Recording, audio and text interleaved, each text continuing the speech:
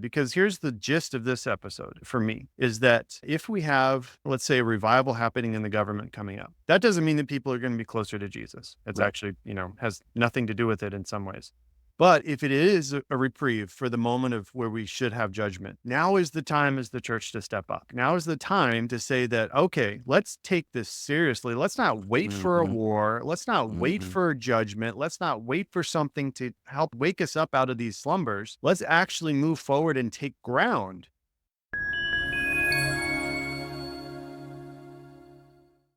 Hey, welcome to the Eyes on Jesus podcast with Drew and Tim. We're so thankful that you're joining us for episode 79. And here's the thing, the election, well, it's over. Hard to It's believe. over, Tim. I can't believe it. I thought it was going to last forever, but it's over now. And so it begs the question, all right, now that this election's over, what's next for the church?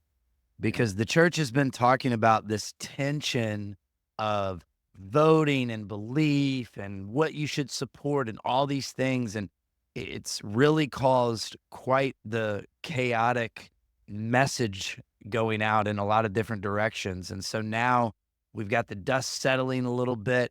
Everything's kind of, you feel maybe getting a little bit back to normal. What does the church talk about now? What do we do now? How do we move forward now? What do we do? And so I'm really excited to get into this episode. But before we do, Tim, just catch our listeners and viewers up on what's going on in your world. Yeah, we here in Arizona, we survived the summer. It was quite the summer of, I think it was 120 days over 100, which was insane. And so we're finally in the 70s, 60s. And so I got my sweater on today, my Jesus Kingdom and Will sweater here in the Nice. video. Yeah. And I keep telling people the message of the good news of the kingdom and will. And just, man, every time someone just like, it's one of those things like once you see the shirt and touch the shirt, you're like, I have to have the shirt. That's what happened with Yes. me. Someone wore it at Yep. church, is like, oh my goodness, feel that material. And so, yeah, I think I have, how many shirts am I up to? At least 8. Yeah. And then my pastor at church got a hoodie and got a few shirts as well. So anyway, go to kingdomandwill.com, help support us with, use the code Eyes on Jesus, no spaces in it, and you'll get 15% off. And that supports the show. Also, leave us a review. We haven't had a review on Apple Podcasts in a while. So if you listen on there, leave us a review. Spotify's doing a thing where you can comment as well. I think you can review. And also, I've been putting the video version on Spotify as well. Spotify has a new thing where you can watch video versions of things, or you can click audio and still listen to it in audio. So I think that's pretty cool. Between all the different platforms we're on, Rumble, YouTube, Spotify, Apple It's crazy. Podcasts, Yeah. and then all the clips we do on TikTok, Instagram, Facebook. Whew, that's my world. Social media, love it and hate it. Drew, what's new with you? Yeah, same. Love it and hate it. Social media. I'm with you there. I do need to get going here on the Kingdom and Will stuff though, because I have 3. I have a sweatshirt, I have 2 t-shirts, but you're at 8. I You got to need pump to, those numbers. Those are rookie I numbers. got to put, yeah, pump those numbers up. Those are rookie numbers. We're not going to reference the movie that's from, but I love that.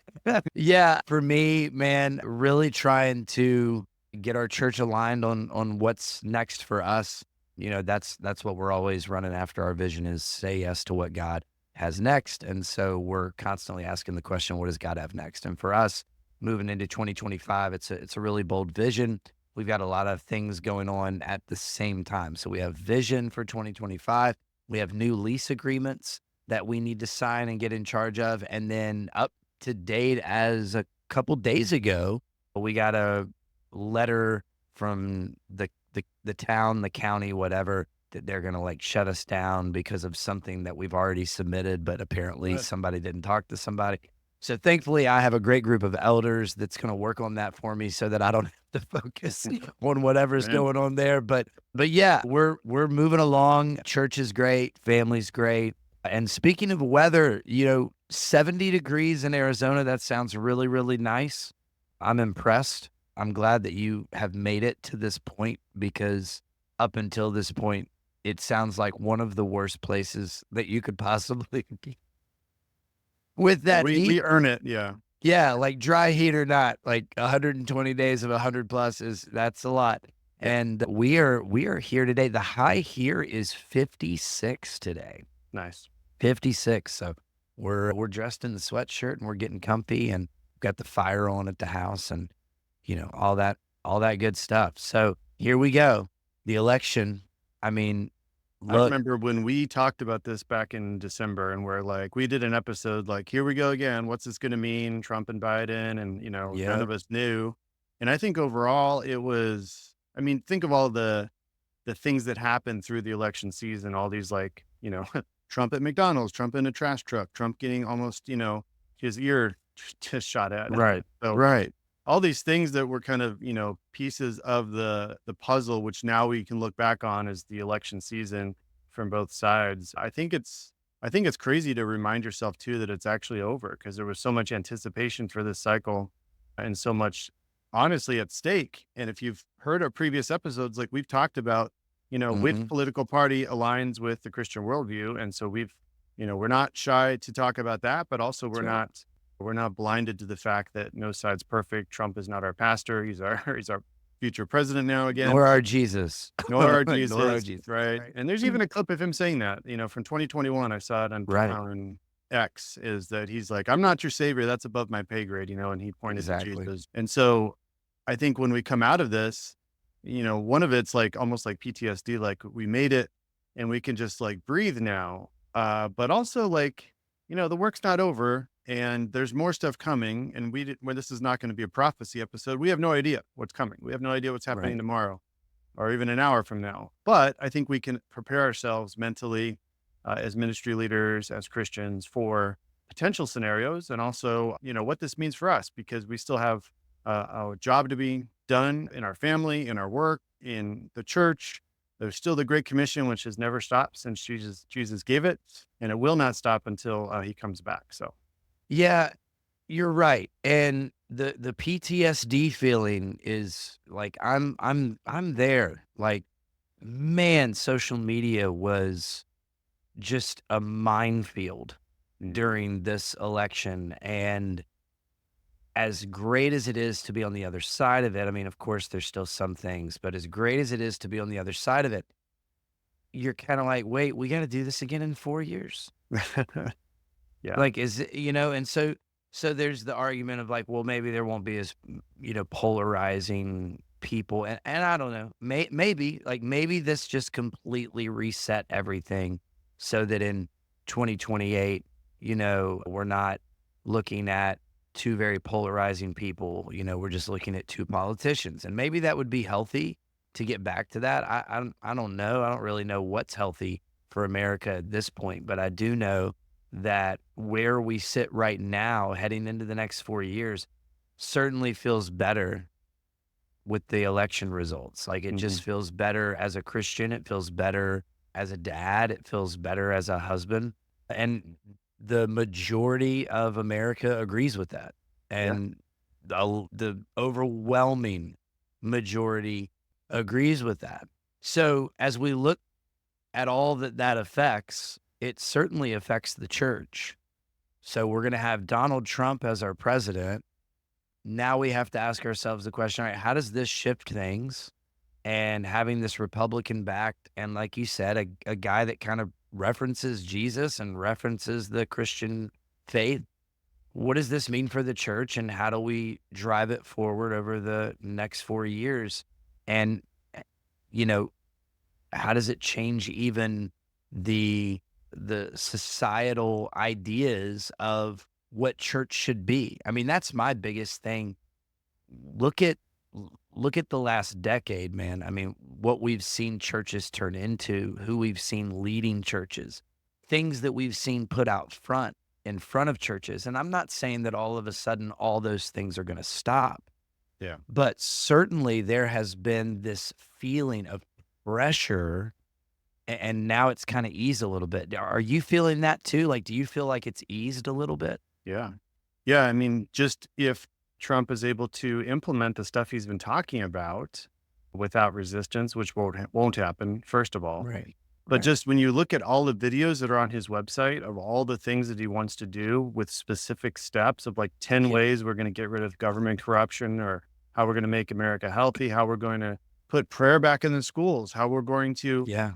tax liberal colleges for speaking against America. It's just insane stuff that is awesome, but also like, man, you already had a target on your head before the election, like it's insane to think of what those that are against those things will possibly do to keep him from having that happen. But then it's also exciting to see like the people he's appointing and what that person might possibly do for the issue they're appointed to. And I mean, Elon Musk in in I government, can know. you imagine like in the Department of Government Efficiency, which is a Doge, which I still have Dogecoin from I 3 years think ago. that's so It's crazy. so what is one thing you want them to see improve in government efficiency? I mean, he's coming in hard. I I mean, want it's them to get rid of unreal. daylight savings time. That's what I want. Get rid Well, of it. We now don't need it. It'll make our life easier of scheduling things and scheduling people on the podcast. That's my goal.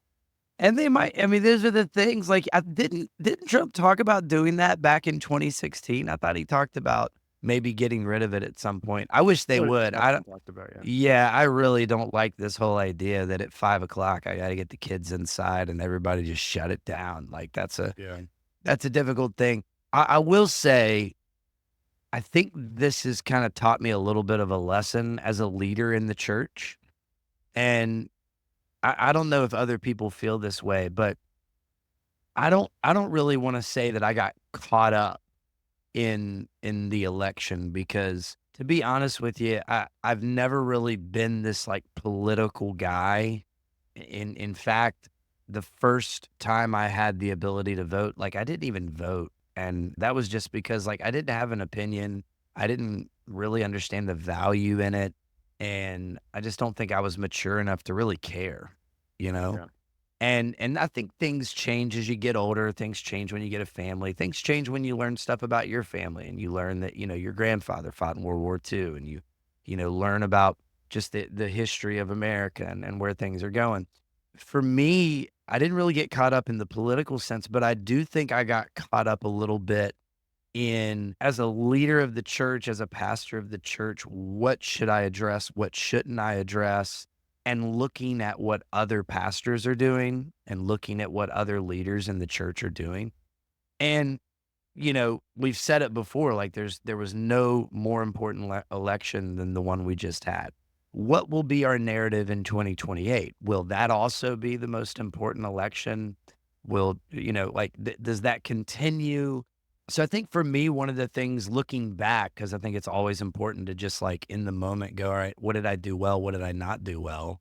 Looking back, I think everything I said is legit, but I don't know that everything needed to be said, when it comes from just being a leader in the church. And I think I felt led to say what I said, and I know that I was right on in that.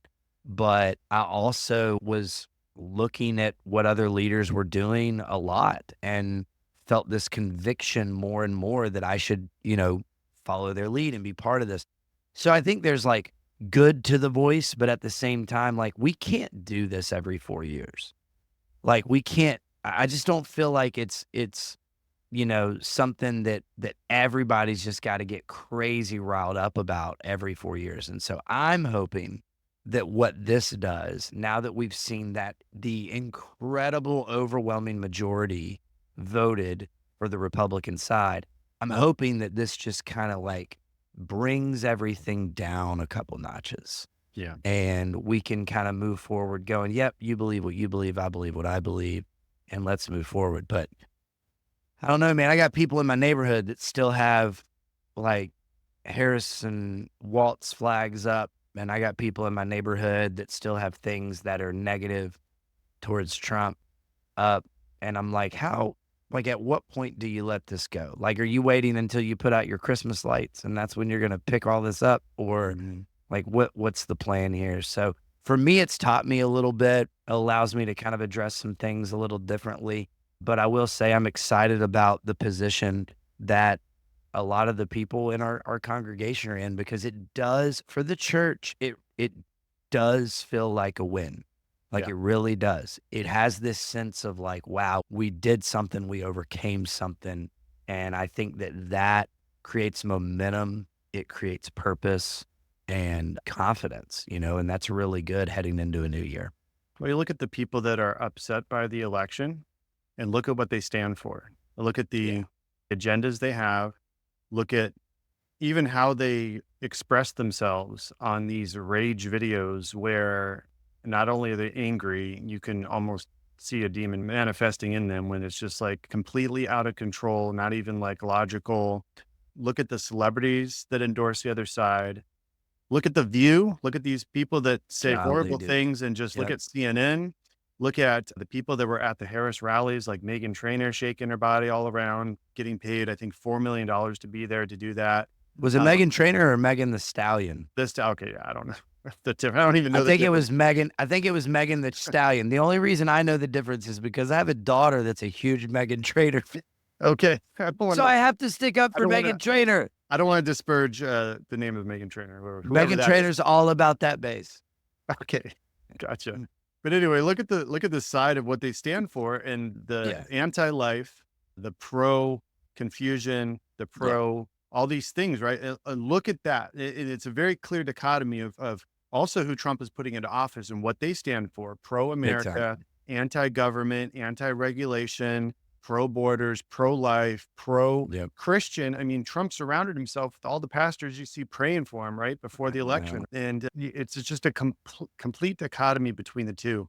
And people that love to hate on Trump bring up the stuff he said 10 years ago. And again, Trump is not our moral compass. But at the same time, when you look at what he has planned for America, and, when you say 4 years from now, what is that world going to look like? With these things in place, will people see like, oh, we have 300 less government departments now. We have inflation low. We've secured our borders. We've, Yeah. reduced this and that. And now I can afford money is that what 4 years from now is going to look like? Is it going to be something where people push back so hard that half the country won't work with Trump, just like in 2020 when, they're causing all these riots and causing all this dissension against his presidency? Is that what it's going to look like, where it's just going to be like civil war? I don't know. I also know that there's a lot of prophecies, which I listen to with very much just like, okay, we'll see. I don't hold to anything firm and fast, especially after 2020, but there were prophecies that there would be, super majority of Republicans. There were prophecies from way back when that Trump would serve 2 terms. It didn't say consecutively. There's also Jeremiah Johnson said that Trump would be a wartime president. And he basically said whoever got in office, he didn't say who, but he said that, basically whoever got in office, there would be a war and Trump would be a wartime president. If that's coming, that's scary. But also, just like anything, that God's in control. And as I've matured and I've seen things like this in the election, even before the election, like, sure, I hope Trump gets in, but at the same time, like, it's not going to lose my faith, or I'm not going to go Nope. crazy and throw a hissy fit in front of a camera for everyone to see Right. if the person I didn't want to get in doesn't get in, because I know ultimately God's in control. And if this is a reprieve of 4 years for God's judgment to be, because God deservedly needs to judge America. If I was God, it would have already happened. And if Yeah. God's mercy is upon us to the point that he's giving us 4 years for things like this to happen and for prosperity to come again, great. If this is actually 4 years of war through Trump and through all the resistance, the demonic Mhm. resistance from not wanting things to get exposed. I mean, someone said like when all of Diddy's client list is voting for the other person, that should tell you something, right? Because Should if tell you a Trump wants lot. to, if Trump wants to drain the swamp and bring out corruption, including trafficking and things like that, people aren't going to just, open the door and say, okay, come on in and do it. Yeah, Right. there's going to be some intense resistance. And so what does that mean if we have a war coming up, if we have civil war? I don't want to think about that. But again, Right. when I think about this stuff, I know that God's in control. And if he lets this happen, I hope the rapture's first. Let me tell you that. But also if we're here as a church, will we start to take this seriously? Because here's the gist of this episode for me is that if we have, let's say, a revival happening in the government coming up, that doesn't mean that people are going to be closer to Jesus. It's Right. actually, has nothing to do with it in some ways. But if it is a reprieve for the moment of where we should have judgment, now is the time as the church to step up. Now is the time to say that, okay, let's take this seriously. Let's not wait for a Mhm. war. Let's not wait Mhm. for a judgment. Let's not wait for something to help us wake us up out of these slumbers. Let's actually move forward and take ground, because now we have the government that won't necessarily persecute us, that won't try to close our churches, we hope. Now is the time to push forward because, like you said, the majority is voting for this. I think there's a high intensity. especially among the youth, if you're following like these revivals happening in colleges, Yeah. for us to wake up and for us as leaders, Drew and myself and anyone else listening, for us as leaders to say that this isn't just about putting on a good Sunday. It never has been. This is Right. about reaching the lost for Jesus Christ and getting out of our own comfort zones. Like revival happens in the midst of persecution. If you look at revival history, it always happens before war, before the Depression, before whatever. These great reformations happen in the midst of persecution. The world was not great. It's never been perfect, obviously, but if this is the small moment before something were to break, and if you were to look in 50 or 100 years, if the Lord would tarry, and you'd be like, oh, there was revival in America right Right. before World Right. War III, let's say. Now's the moment. Let's bring people to Christ now before lives are lost. That's how I think Yeah. about it. I know it's more dour than some people want to think, but I know that the next 4 years are not just going to be all roses. And even Jesus said, when you think, peace and safety and a sudden destruction will come. So we can't get lulled into this. Right. We won, we did it. Now we can just like go back to church as normal and we can just, get the check mark to our week and I'll go buy stuff. This prosperity mindset. Yeah, I mean, we don't wanna get back here again. Like, do we really wanna do all this again? Do we really wanna just, like, keep our mouths shut and get pressed and go all the way to, the other side, and you can use that other side as evil, or you can use that other side in a political color. But, like, how much does it take for the church to wake up? How much does it take for us to recognize that this is, like, a really serious thing that we're doing? Yeah. And we learned in 2020 that there are a lot of churches that are very serious, and we learned also in 2020 that some churches just really want to make people happy. Yep. And I think we're seeing churches go from not, of course, I hate blanket statements, but there is a trend where we're seeing churches go from this mega church large goal to like more of the, I don't even want to say life church model, but because they are a mega church, but it is a little bit of their campus ministry size of like, hey, we just want like these 150 to 300 person churches because that's really like the sweet spot, and then after that, like, let's go put them out into the world at 150 to 300. Let's not try to get too much bigger than that. That's a good group that can care for one another and affect ministry in the area. So I think for us, man, I just don't want to get back to, oh, that church preaches the gospel, but that church doesn't. That church has an interesting denomination. Oh, that church has a, pastor that believes this. Like that, those are going to exist and those are going to be out there. But the freedom for those to just run wild now has been really kind of removed, and the backing of the government and everything you hear on, that's kind of been removed. So I do think it's going to get really interesting. I'm with you, when it comes to like Epstein and the Diddy list and all these things, like nobody wants that. Nobody wants Yeah. that out except probably us. We'd love to see it, but there will be some turmoil. There will be some fighting. There will be some things like that. I hope we're not in wars and things like that. And I hope between now and January 6th that things stay. I mean, honestly, the biggest surprise to me, is that we are weeks, now removed from the election results. And I haven't seen anything about like protest. I haven't seen anything about like, I know they've happened, but I'm saying like, Yeah. I haven't seen anything like we saw with, the last 4 years when things had gone, or last 8 years when things had happened. People So are rebelling by doing the 4B movement. Have you seen that? no, what is that? People, these, I guess, more liberal women are committing to not have relations for the next 4 years in protest.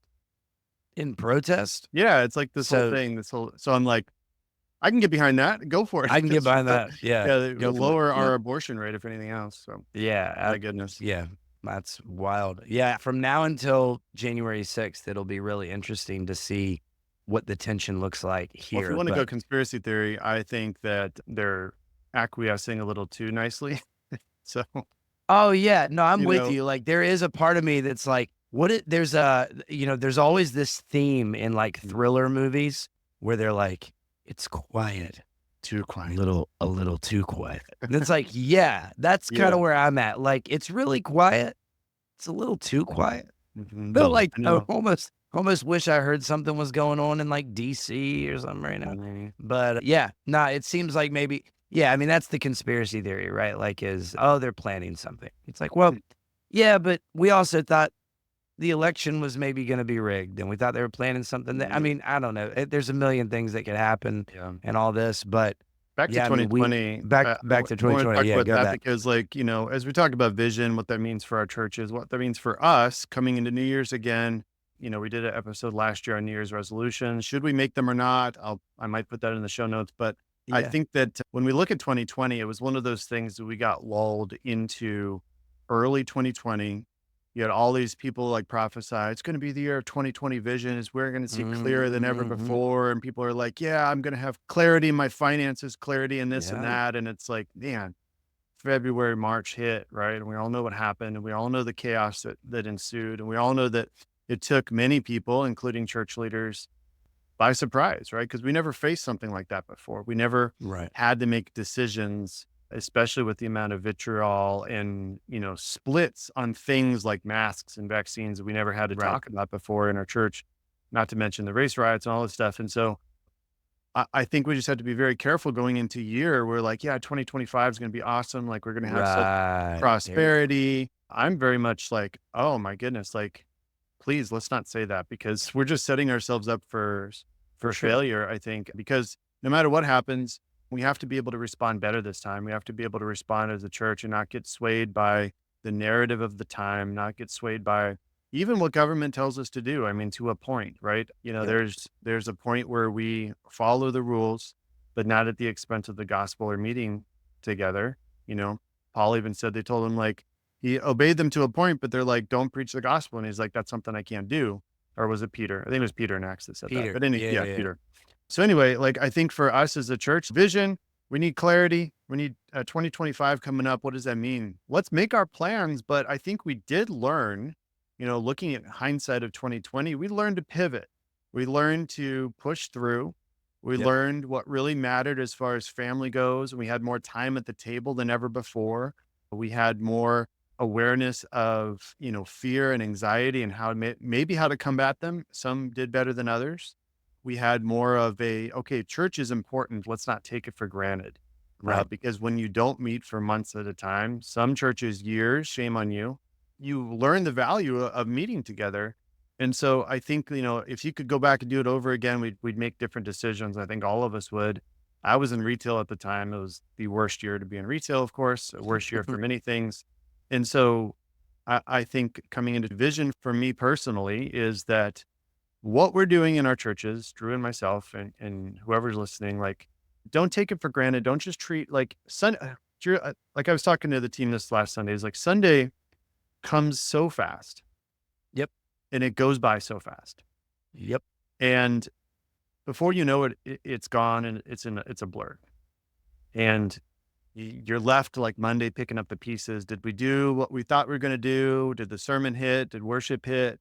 Even as a ministry leader, did I have any time with God during Sunday? Like, Yeah. did I wake up and be like, bam, bam, bam, get all this organization stuff done? Yeah. There's just way too much focus on Sundays. Sundays aren't going away. They're an important part, Sure. obviously, of where most people will come. But, as a Christian, we should build up to Sunday and we should come back and be in a state where I can take on the week now and not just go on fumes from Sunday to Sunday, getting hope I just get a little bit, keep my head above water until the next Sunday.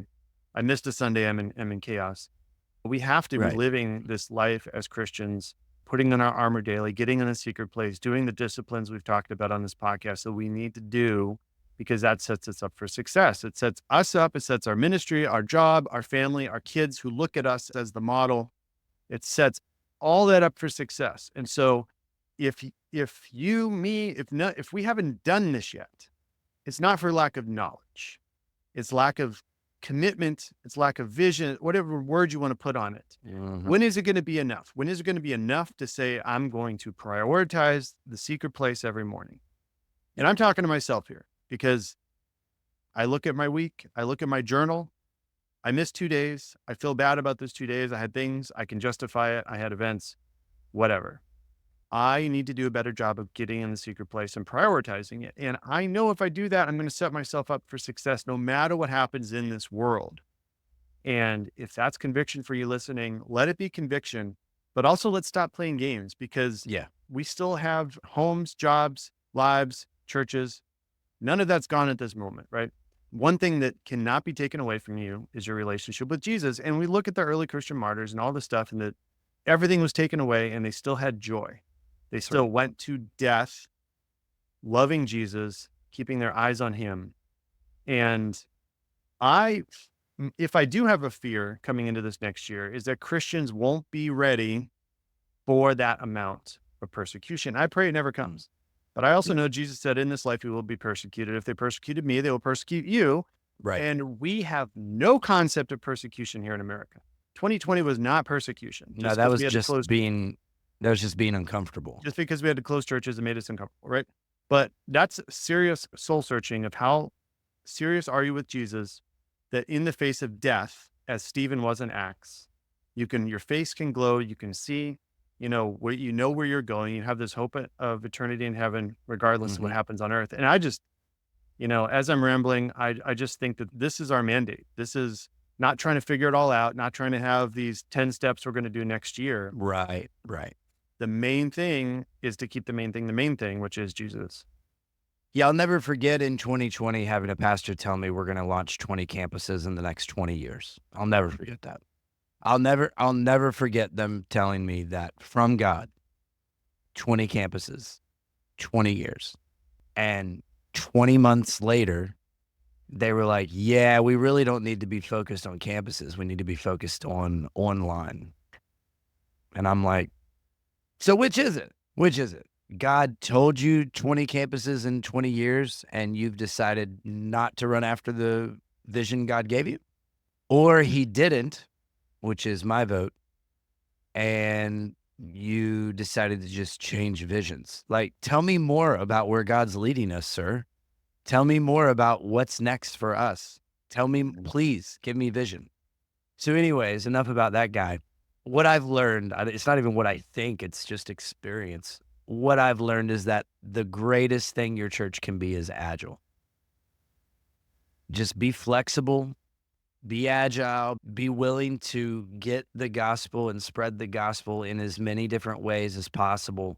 Stop looking through one filter, church is done one way. Stop looking at your staff members as they are their job description. Stop with that.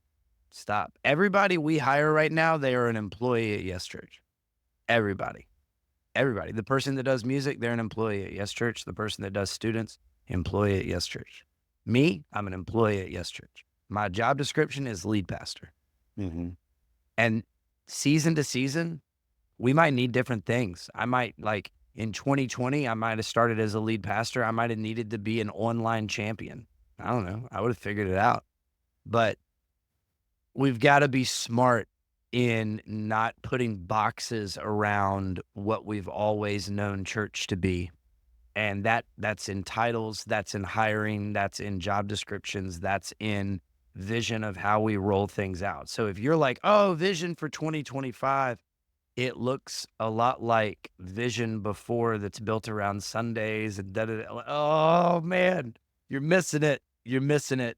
You're Mm-hmm. missing it. Because Tim, like you said, Sundays are the thing. Like they're gonna stay, they're not going anywhere. But our goal is not to have this like Christian junky kind of religion where people are like, "Yeah, I just need a fix every Sunday. Like, just give me that fix. And if I go too long without that fix, then I'm going to need to get into rehab. And that's where I'll rededicate my life and get baptized again." Like, Yeah. we don't want to build that. We want to build the kind of faith that every single day, like you said, we're allowing God to minister to us. We're allowing ourselves to be open to minister to other people. Yeah. So going into this year, this is a great thing for us to think through. Now, what does that mean for the church leader, the ministry leader? We kind of covered that, but what does that mean also for the person listening to this that's like, "Okay, Tim, Drew, that's great. Really appreciate it. But, I work, at some place over here that's not a church. Why do I need to focus on my vision for 2025? And why do I need to focus on all these things. Like, just let the church do the church, and then I'm going to do me, and we'll figure it out. And it's like, you need to start thinking about what this year looks like for your family. You need to start thinking about what this year looks like for your marriage. Like, you need to have some goals. You need to have some decisions already made. And one of the things that I've noticed throughout all the people you just mentioned in the Bible that were martyrs, that were arrested for their faith, that died for their faith, that pushed the gospel forward, it did not matter the culture, the time period, the year that they were living in. It didn't matter. It didn't matter. Like, they were going to tell you until they couldn't tell you anymore about Jesus. Yeah. And, like, even John the Baptist, like, he looked at Herod and was like, "It is unlawful for you to be married to her." Like, what did you think was gonna happen, dude? I know. You know what I mean? Like, part of me looks at that story and I'm just like, did you have to say that? Like, what would have happened if you didn't say that? Like, you just had to, but he was convicted and he was like, "Nah, man, that's sin."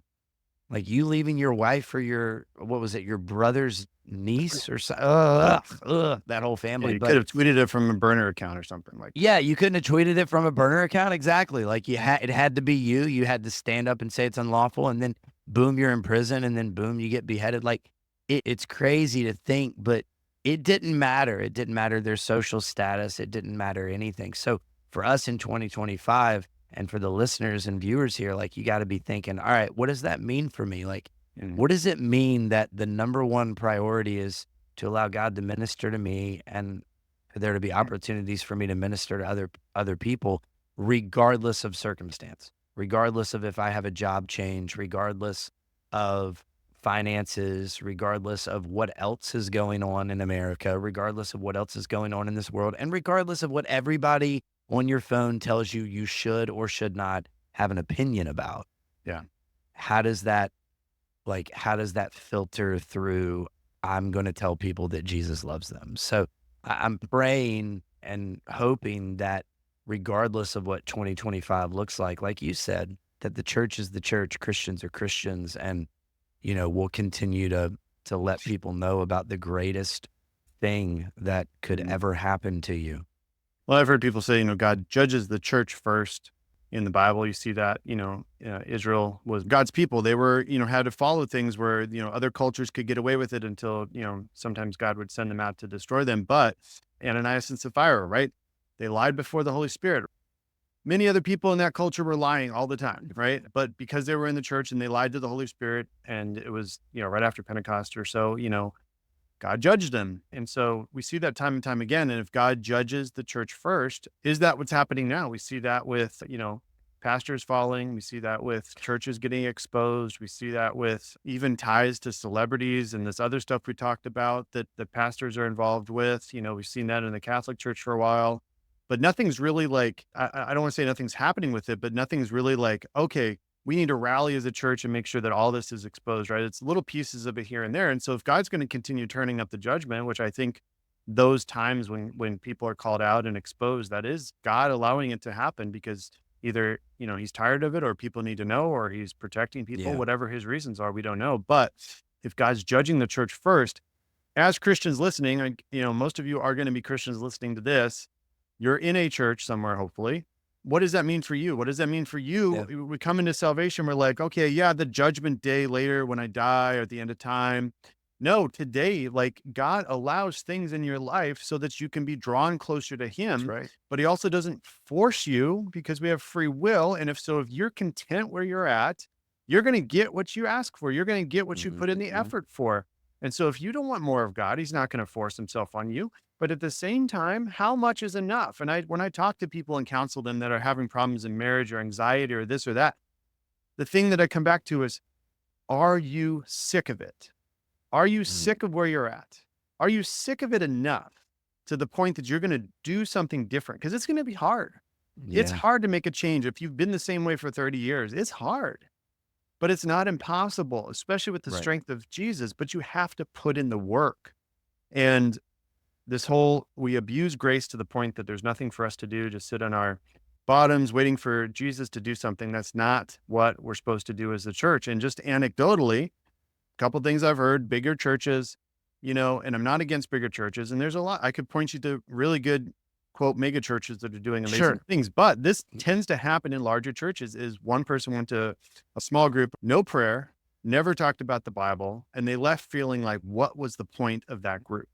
Sure. We talked about that before. Another person that I know went to a church about 6,000, and their men's retreat had 18 people in it, in a church of 6,000. Good. And it's this casual Christianity that is pervasive in our culture.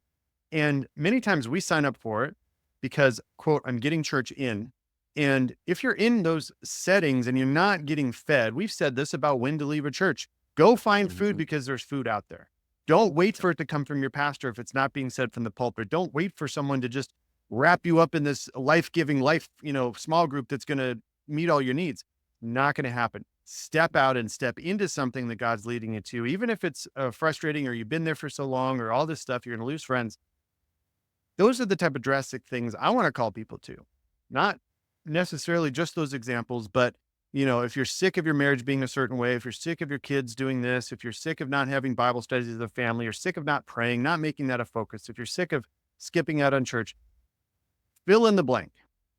If you're sick of it enough, do something today, do something this next year that you're going to have a vision for that will actually bring about change. Because if you do the same thing you've always done, you're going to get the same results you've always gotten.